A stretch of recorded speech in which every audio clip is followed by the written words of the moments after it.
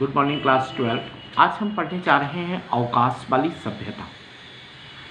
अवकाश वाली सभ्यता पढ़ने से पहले आप कवि रामधारी सिंह दिनकर का संक्षिप्त जीवन परिचय आप पुस्तक से पढ़ लीजिएगा। रामधारी सिंह दिनकर का जन्म मुंगेर में हुआ था। मुंगेर जिला के सिमरिया गांव में रामधारी सिंह दिनकर का जन्म 1908 में हुआ। दिनकर की पारिवारिक स्थिति बहुत दयनीय था। पटना विश्वविद्यालय से इन्होंने बीए ऑनर्स की परीक्षा पास किया। उसके बाद ये कुछ दिनों तक रजिस्ट्रार के पद में भी कार्यरत रहे। फिर बिहार शिक्षा विभाग में नौकरी की थी। ये बिहार शिक्षा विभाग में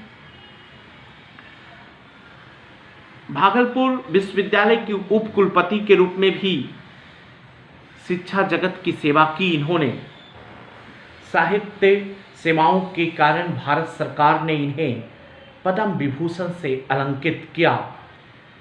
हिंदी के यशस्वी कवि का देहावसान मतलब मृत्यु 1974 में हुआ।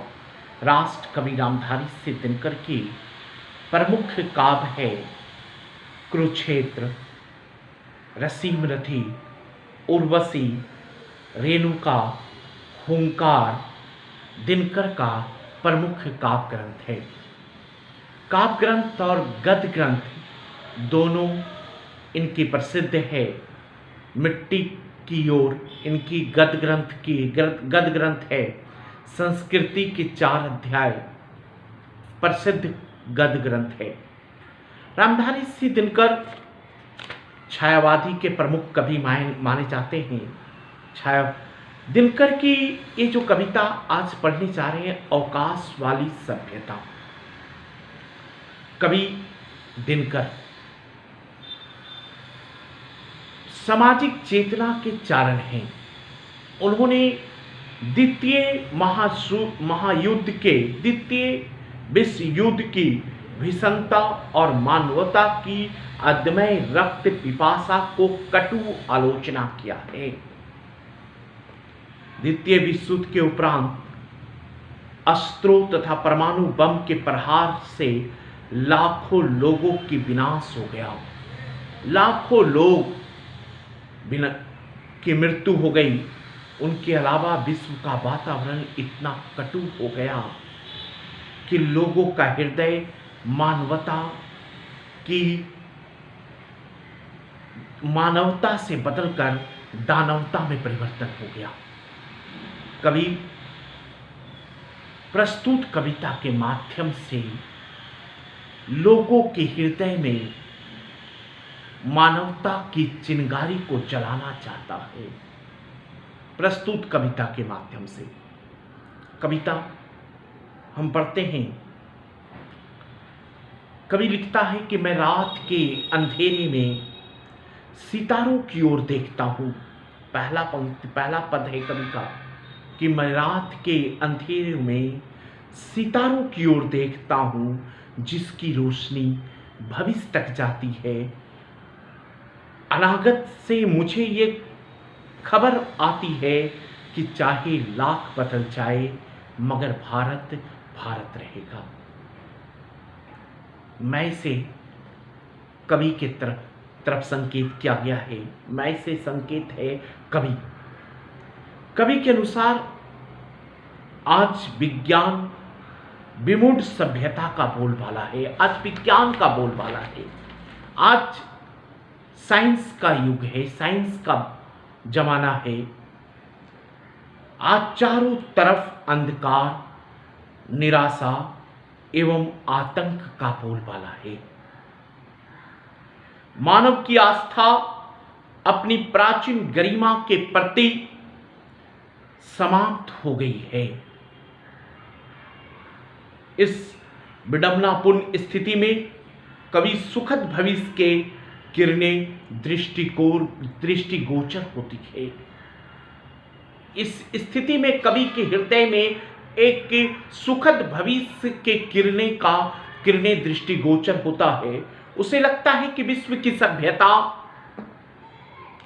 और संस्कृति भले ही भोगवादी, अस्थाई तथा आमनिवेय चेतना से युक्त हो जाए, परंतु भारत की गरिमा, महत्ता भविष्य में कभी भारत की गरिमा और महत्ता बनी रहेगी, इसमें कमी नहीं आएगी। लाख लोग बदल जाए लेकिन भारत भारत ही रहेगा। भारत विश्व गुरु था, विश्व गुरु है और विश्व गुरु रहेगा।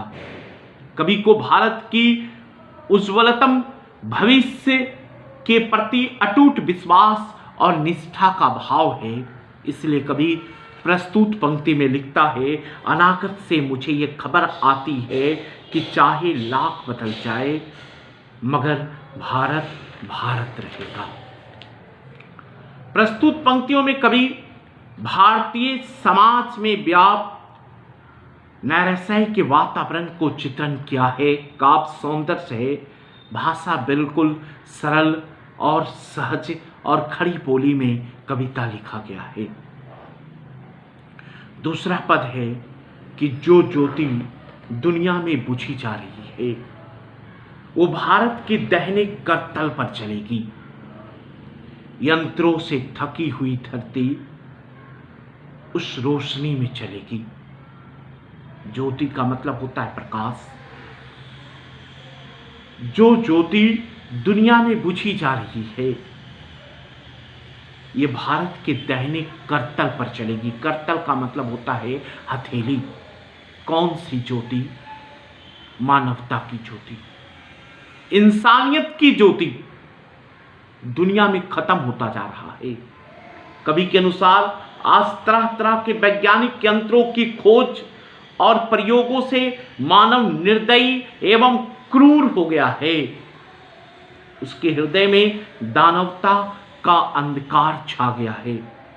इस प्रकार की विषम वातावरण में कवि अब भी भारत की जगत गुरु की क्षमता के प्रति आस्थावान है। कवि के अनुसार भारत से ही पुनः मानवता की ज्वाला प्रकट होगी जो सबको अंधकार से मुक्त करके प्रकाश की ओर ले जाएगी। अतः रात्रि ही वो समय आने वाला है जब धरती यंत्रों के सार से मुक्त होगी और विश्व नई रोशनी से जगमगाएगा। कभी विज्ञान और तकनीकी के प्रबल दबाव में घुटते हुए मनुष्य की व्यवस्था का वर्णन किया है। भाषा बिल्कुल सरल है और सहज है, इसलिए कवि कहता है कि जो ज्योति दुनिया में बुझी जा रही है वो भारत के दाहिने करतल में चलेगी। यंत्रों से थकी हुई धरती उस रोशनी में चलेगी। आज यहाँ तक पढ़ लिए हैं। तीसरा पैराग्राफ जो है हम लोग नेक्स्ट क्लास में पढ़ेंगे। धन्यवाद।